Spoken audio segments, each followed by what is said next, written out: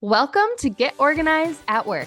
I'm your host, Kayla Fahey-Ahrndt, healthcare leader, mom of three, and your go-to guide for ditching the chaos and taking control of your workday. This is the show where we turn overwhelming to-do lists into clear, actionable plans so you can crush your goals and show up as your best self at work and in your life. Whether you're here for strategies to stay ahead or systems to simplify your workday, you're in the right place. Let's get organized, have some fun, and make this year your best year in your career yet. Let's dive in. Hello. Welcome back to Get Organized at Work podcast. I'm Kayla. I'm your host. This week is a little bit different. I feel like I say that a lot because I like to mix it up with relevant content related to what's going on in the world. As many of you know, it's the week leading up to the 4th of July. This year also marks 250 years of American independence. And as I was thinking about that, I realized something. Most leaders aren't actually looking for independence. They're looking for freedom. Freedom to leave work on time. Freedom to be fully present with their families. Freedom to take a vacation without wondering what they're forgetting. Freedom to stop carrying work around in their head. Freedom to make thoughtful decisions instead of reacting all day long. And I think that's what so many productivity conversations miss. People don't wake up thinking, I really wish I were more organized today. They wake up thinking, I just wish I could breathe. That desire for freedom is actually what has driven almost every productivity system that I've ever built. Not because I love organization, even though I do, and not because color-coded notebooks make me happy. They do. But I build systems because I want my freedom back. I just wanted to share a personal story with you all. Ironically, this message couldn't be more relevant for me this week. If you've been following along, all three of my kids have been sick over various stages of the last few weeks. And then I got sick, and I'm actually recording this episode while recovering / still in the middle of it. And on top of that, it's a short work week. The number of work days got smaller because of the holiday, but the amount of work didn't. Maybe you've experienced weeks like that. Your plans change, someone gets sick, and an unexpected project lands on your desk. Your boss calls, a meeting gets added. In general, life happens. And here's what I've learned. The value of a leadership operating system isn't that it prevents hard weeks. It doesn't. My system doesn't stop my kids from getting sick, although I wish it did. It didn't magically create more hours in my day. What it did do, though, was prevent a difficult week from becoming a chaotic one. That's a huge difference. Instead of asking, how am I possibly going to get everything done? I asked myself 3 simple questions. The first question was, what absolutely has to get done this week? Not everything, not the nice to have projects, not the things that would be so fun to finish. The work that truly matters, the commitments I already made, the responsibilities only I can fulfill. Because when time becomes limited, clarity becomes more valuable than motivation.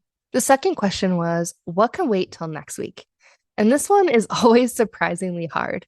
As leaders, we're often really good at adding work. We're not always great at giving ourselves permission to postpone work. Sometimes freedom isn't found by doing more. Sometimes it's found by deciding what doesn't need to happen today. And the third question was this. What can I do now that will allow me to fully and truly enjoy this holiday? I love this question because it changes the goal. Instead of trying to squeeze every last ounce of productivity out of the week, I'm asking, what would help me be present? Maybe that's finishing one important email communication. Maybe that's preparing for Monday before I leave. Maybe it's documenting where I left off on a project because I'm not going to just remember. Because when I know my future self has a plan, I don't have to carry everything in my head over the weekend. And to me, that's freedom. So what's the bigger lesson here? As I thought about this episode, I realized something. Freedom creates independence.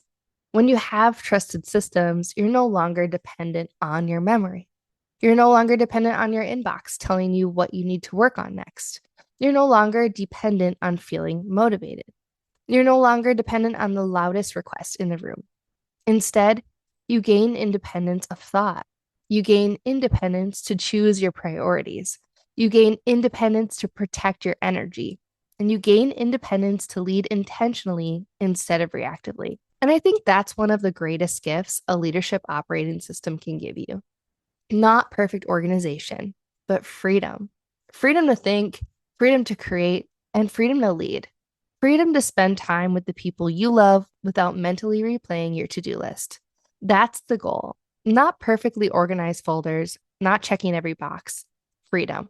So, for this week, before you make another to-do list, I want you to ask yourself one simple question. What would create more freedom this week? Maybe it's choosing your 3 most important priorities. Maybe it's moving a project into next week without guilt. Maybe it's writing everything down so your brain can fully let it go. Maybe it's simply deciding that being present with your family this holiday is way more important than answering just one more email. Small systems create freedom, not overnight, but consistently. And over time, that freedom changes the way you lead. So, as you're reflecting on that question, I wanted to give you some options for getting started because I know that once you're started, things will be wonderful for you, but sometimes it's making that first move that makes it hard. So, I've got 3 different options for you. The first one is if you're feeling overwhelmed, I have a simple task list. If today's episode resonated with you because you're feeling overwhelmed, I'd love to give you a free resource called my simple task list. It's exactly what I use when I need to regain clarity quickly, and this would be great for this short week. You'll capture everything in one place, organize it into simple sections, and then choose your top 3 to 5 priorities. Even just 1 to 3 if this season of life or this holiday week feels especially full or heavy.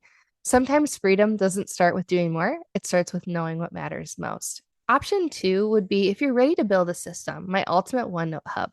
If you're ready to go beyond a simple task list and build a complete leadership operating system, that's exactly why I created my ultimate OneNote hub.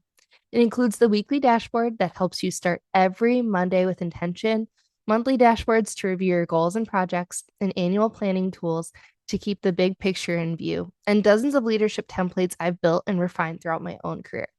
It's the system I rely on when life gets busy, like this week, because that's when systems matter most. Option 3, if you're wondering where to start, it would be my leadership operating system audit. If you're wondering where you are today, I would invite you to take my free leadership operating system audit. In a few minutes, you can discover where you fall on the reactive to proactive leadership scale. Identify which of your 5 leadership systems is strongest and see where one small improvement could create the biggest impact. Awareness is the first step toward intentional leadership. Remember, organization isn't the goal. Freedom is, and small systems practiced consistently create extraordinary leadership over time. Until next week, I hope you continue to lead with intention. Thank you so much for spending part of your short week with me. I hope you have an amazing 4th of July if you are stateside, and enjoy some well-deserved rest, and I will see you right back here next Monday. Take care. Bye.